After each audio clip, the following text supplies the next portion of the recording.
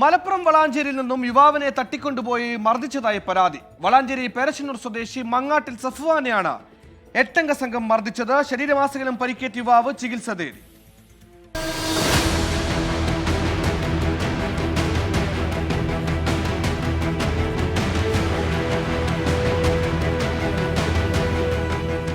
കഴിഞ്ഞ ദിവസമാണ് ഒരു സംഘം ആളുകൾ ചേർന്ന് മങ്ങാട്ടിൽ സഫ്വാനെ തട്ടിക്കൊണ്ടുപോയി മർദ്ദിച്ചത്.